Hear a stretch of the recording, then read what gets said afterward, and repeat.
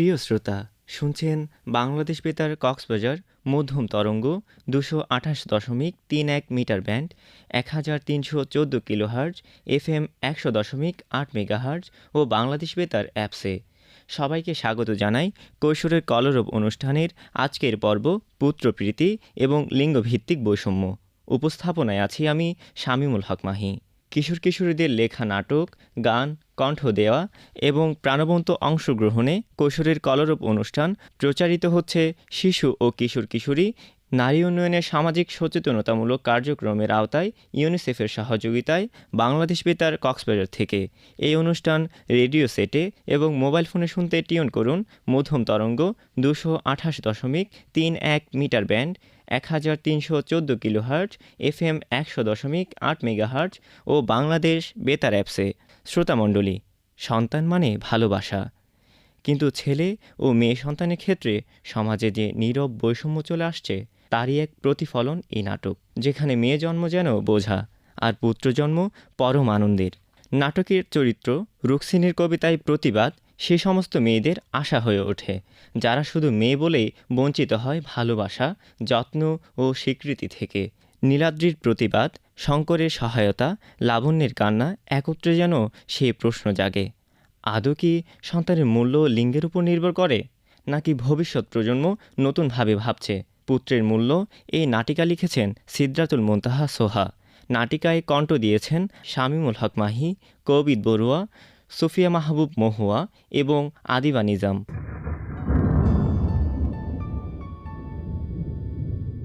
অবজ্ঞারাঙিনায় মেয়ে হয়ে জন্ম, তবুও অগ্নি আমি, আলো আমি, আমি সংগ্রাম। একা একা কিছু দূর যাওয়া যায়, তারপর খুব ক্লান্তি লাগে। মনে হয় পাশে কেউ থাকলেই ভালো হতো।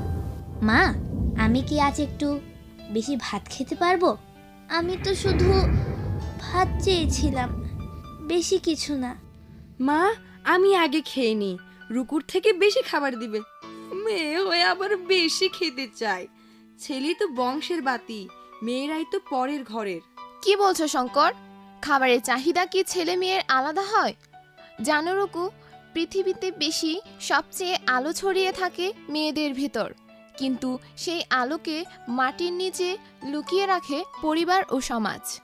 ইচ্ছে করে আমি শুধু একটা সকাল হই যেখানে আমি কারো অপেক্ষা না করি। আমি কি একদিন আলো হতে পারবো? তুই তো আগে থেকেই আলোর মতো, আমরা শুধু চোখ মেলে দেখিনি। এমন করে হৃদয়ের কথা কি করে ফুটিয়ে তুলিস রে কবিতায়? প্রতিটা শব্দ যেন কারো ছোঁয়া পাওয়ার জন্য বেকুল হয়ে আছে। তোর মনের ভেতর যাই হোক খুলে বল আমায়, হালকা অন্তত লাগবে তোর। জানিস, মা এক সময় খুব ভালো ছবি আঁকতো, আমাকে একবার কিছু দেখিয়েছিল।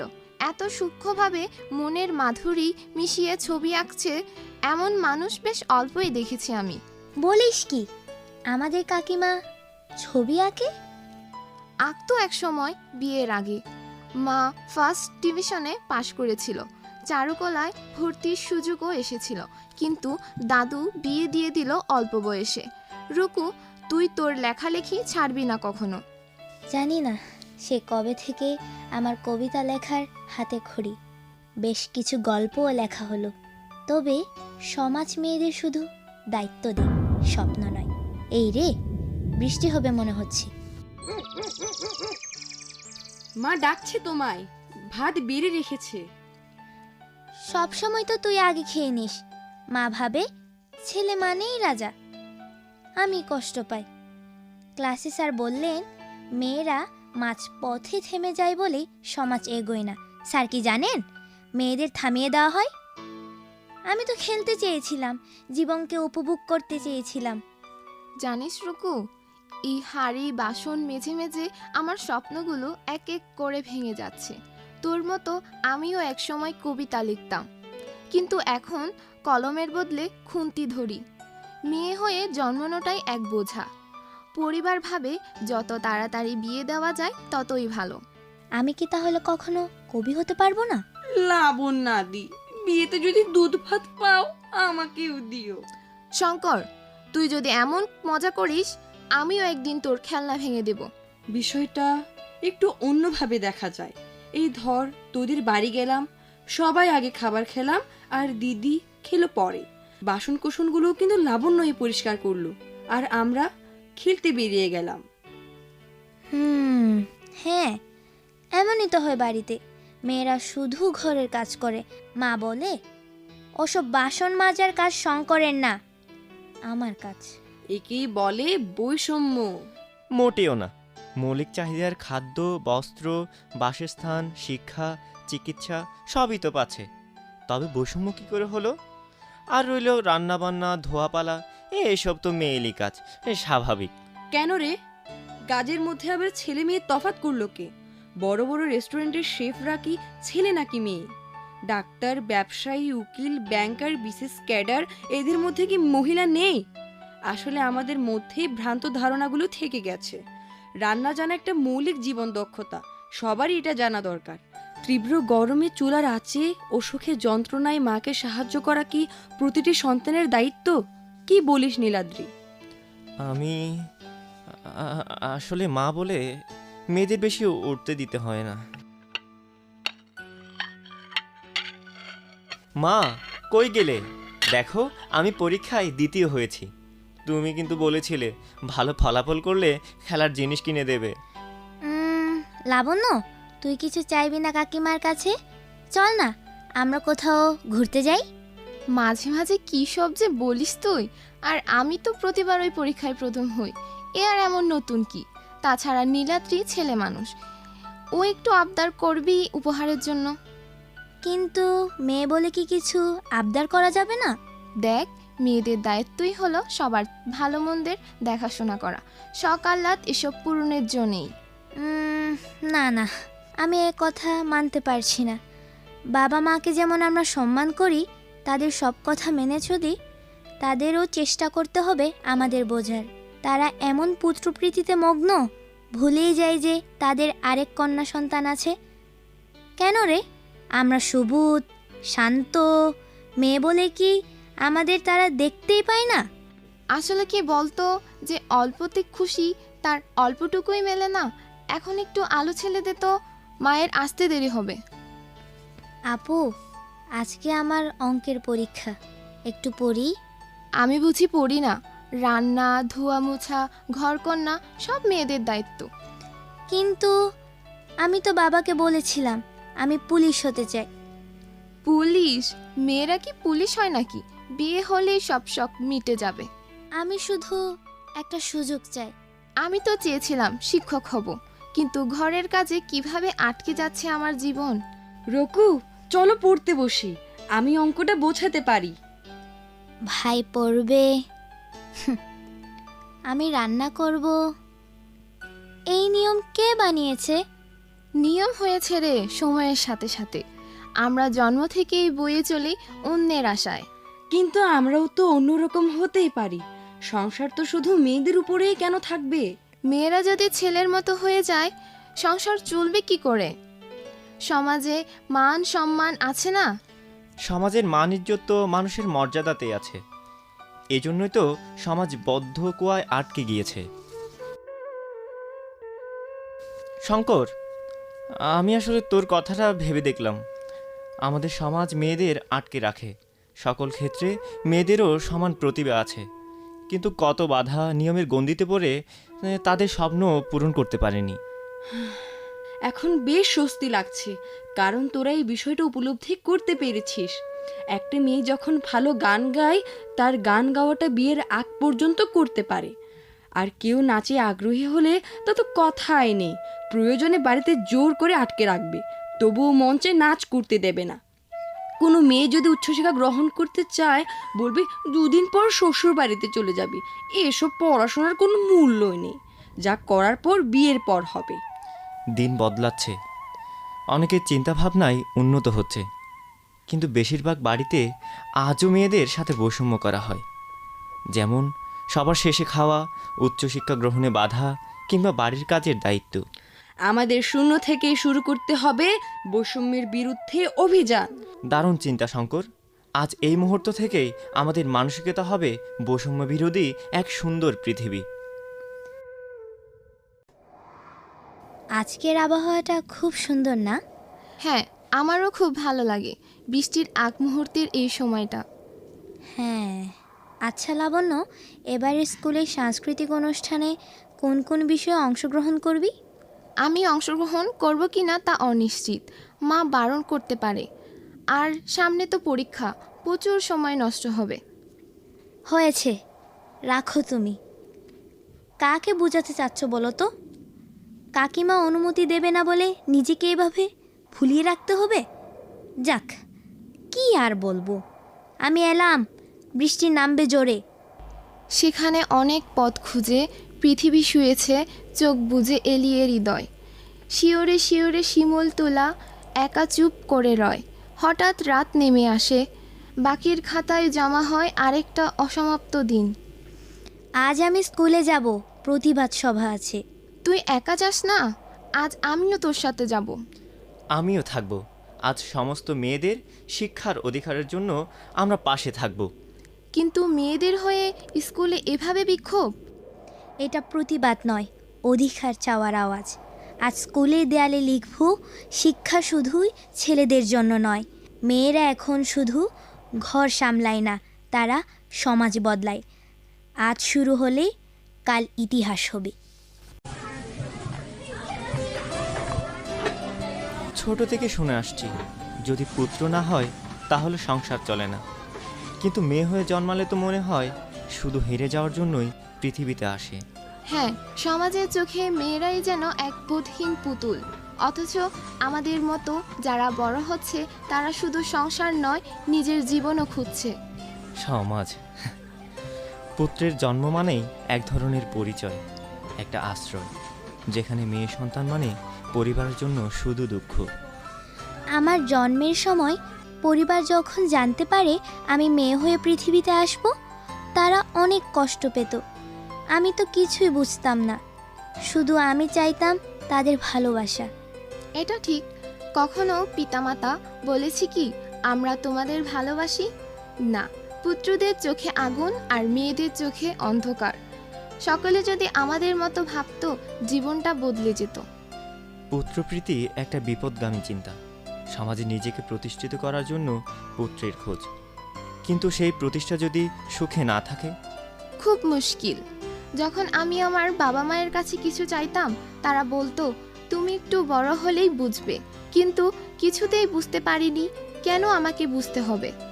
মাঝে মাঝে মনে হয় আমি শুধুই একটা সংখ্যা। ঠিক বলেছ। সবাই বলে মেয়েরা খেলার জন্য নয়, আর আমরা আমাদের এই বয়সে জীবনের অর্থ খুঁজে পেতে হয়। কিন্তু তারা কি জানে ছেলেদের যন্ত্রণাও কত গভীর? তবে একদিন সবই বদলে যাবে, তাতে আমি বিশ্বাস করি। যতদিন ছেলে মেয়ে হিসেবে নিজেদের অস্তিত্ব না জানবো, ততদিন তো এই অন্ধকারই হারিয়ে যাব। হ্যাঁ, জীবনকে প্রতিদিনের ছোট বড় সিদ্ধান্তে গড়ে তুলতে হবে। মেয়ে হতে কোনো দোষ নেই। আমরা যারা অবহেলিত, একদিন তাদের চোখের মণি হব। এমন দিন আসবে, সমাজ চুপ থাকবে, মেয়েদের জন্ম নিয়ে পরিবার গর্ব করবে। হ্যাঁ, আমাদের কণ্ঠ সত্যের সাথে থাকবে, তাতে সে কণ্ঠ উঠবে আরও উচ্চে। তবে সত্যিই কি এটা হবে? হবে। আমাদের এই সংগ্রাম আর থামবে না। একদিন পুত্র প্রেমের বৈষম্যের কালো মেঘটা ভেঙে যাবে।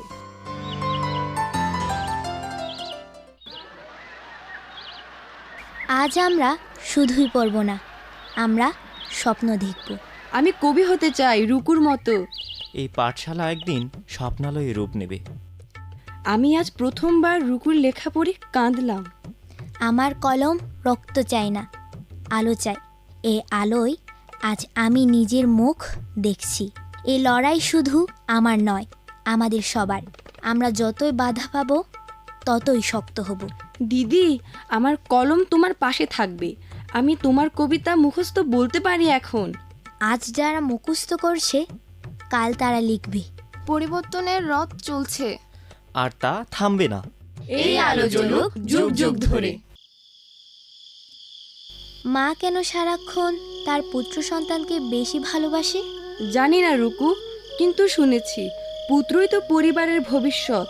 পুত্র সন্তান হলে মা বাবা আর সমাজের সম্মান বৃদ্ধি পায়, যেন তাদের পরিচয় থাকে। আমরা মেয়েরা কি তাদের জন্য কিছুই না, শুধুই বোঝা? তোমার কথা ঠিক, কিন্তু সমাজের নিয়ম তো অন্য রকম। মেয়ের উত্তরাধিকার হয় না, আর পুত্রেরা তো বংশের উত্তরাধিকার। প্রথাগতভাবে পরিবারের সম্পত্তি ও বংশের নাম বাঁচিয়ে রাখে। শঙ্কর, আমি যদি বড় হয়ে বিখ্যাত লেখক হয়ে যাই, তবুও কি আমি শুধুই বোঝা? জানি না রুকু, জানি না। পরিবার মনে করে ছেলেরা ভবিষ্যতে পরিবারকে আর্থিক এবং সামাজিক দিক থেকে সাহায্য করবে, যেখানে মেয়ে সন্তান বিয়ে হয়ে অন্য পরিবারে চলে যায়।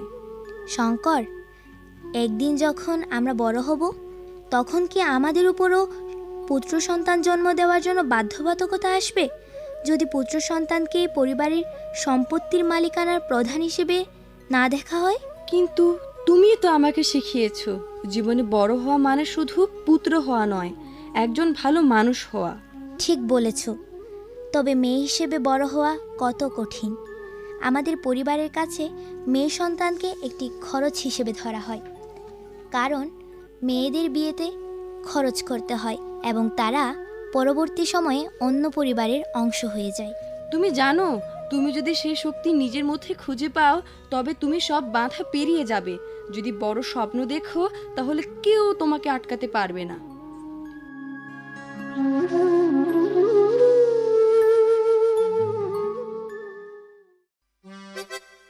রুকু, তোমার কবিতা জার্নালে ছাপা হয়েছে।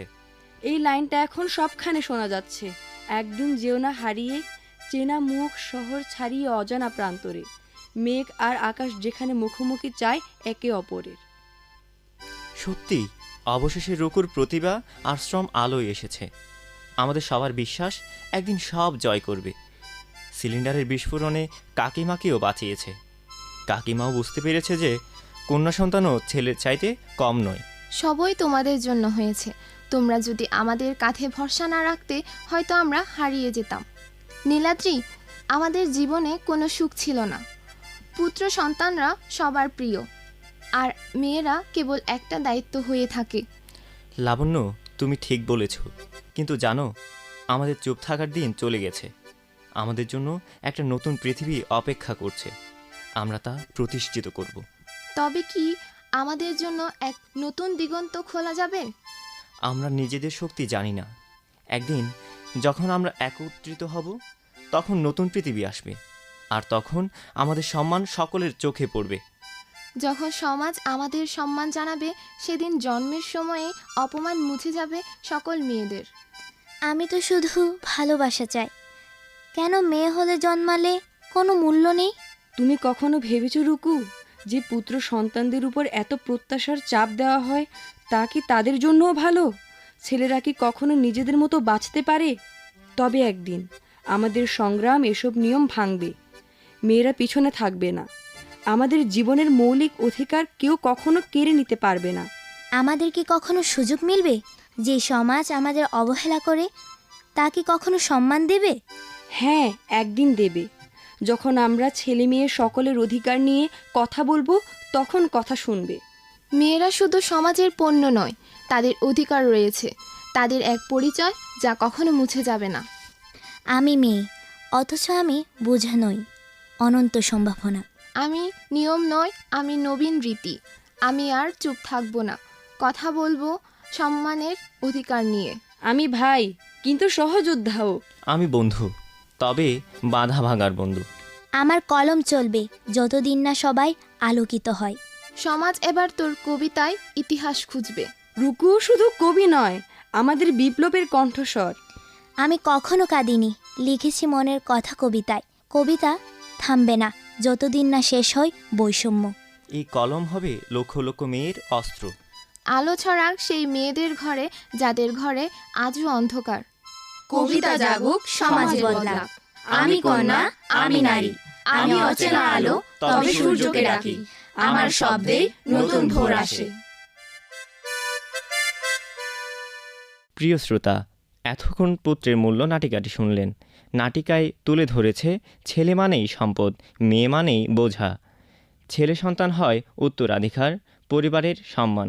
নাটকের এক মুহূর্তে আমরা শুনেছি কন্যা সন্তানের ভালোবাসা, তার দায়িত্ববোধ কিভাবে মায়ের জীবন বাঁচিয়ে তোলে। আমাদের সবার দায়িত্ব ছেলে ও মেয়ে সন্তানের এই বিভাদ রেখা মুছে দেওয়া। কন্যা সন্তান হোক সম্মানের প্রতীক, ভালোবাসার প্রতিচ্ছবি।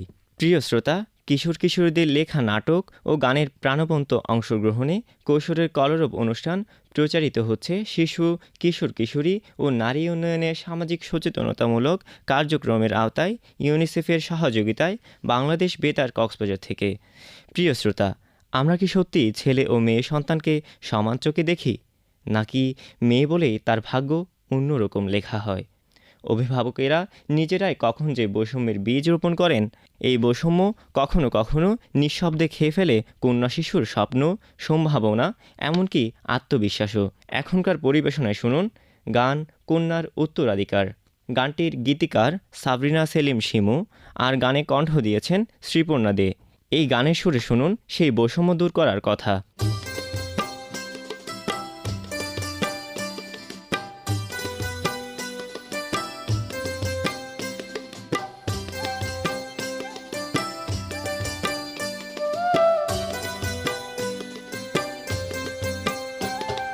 পৃথিবীর আলো এলো নতুন এক মুখ, পুত্র কিংবা কন্যা ভরে দিল বুক।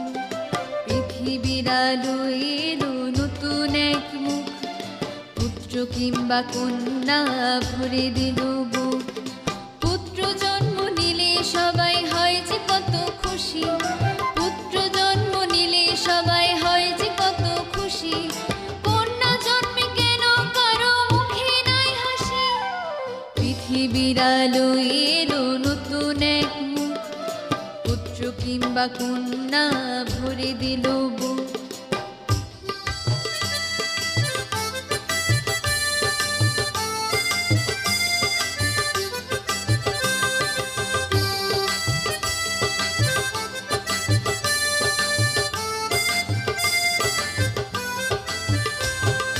ছোট্ট দুটি পায়ে একই তো পথ চলা, তবে কেন একজনেরই হাতে শুধু খেলা? ছোট্ট দুটি পায়ে একই তো পথ চলা, তবে কেন একজনেরই হাতে শুধু খেলা? বইয়ের পাতার জ্ঞান দুইজনেরই তো চাই, তবে শুধু একজনেরই ভাগ্যে কেন নাই? পৃথিবীর আলো এলো নতুন এক মুখ, পুত্র কিংবা কন্যা ভরে দিল বুক। শ্রোতা বন্ধুরা, এতক্ষণ কন্যার উত্তরাধিকার গানটি উপভোগ করলেন। প্রিয় শ্রোতা, লিঙ্গভিত্তিক বৈষম্য শুধুই সামাজিক সমস্যা নয়, এক নীরব নিপীড়ন। এই বৈষম্য কন্যা শিশুর হৃদয়ে যে ক্ষত তৈরি করে, তার রক্তাক্ত হৃদয় দেখা যায় না, কিন্তু সেই ক্ষত বয়ে বেড়ায় সারা জীবন। ছেলে মেয়ে হিসেবে নয়, ভালোবাসা ও মর্যাদা হবে সমান সবার। প্রিয় শ্রোতা, আজকের মতো এখানেই বিদায় নিচ্ছি। অনুষ্ঠান সম্পর্কে সুনির্দিষ্ট মতামত জানাতে পারেন বাংলাদেশ বেতার কক্সবাজার ফেসবুক পেজে। যারা অনুষ্ঠানটি শুনছেন এবং তথ্য দিয়ে সহায়তা করেছেন, তাদের প্রত্যেককে জানাই আন্তরিক ধন্যবাদ।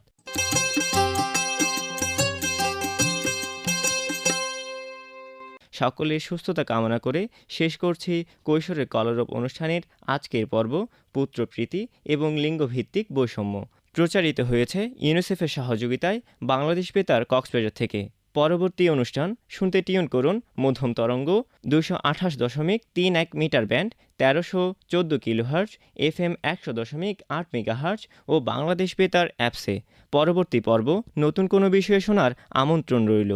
আমরা বিচার চাই, ন্যায় চাই, মানবতা চাই। ধন্যবাদ সবাইকে, ভালো থাকবেন।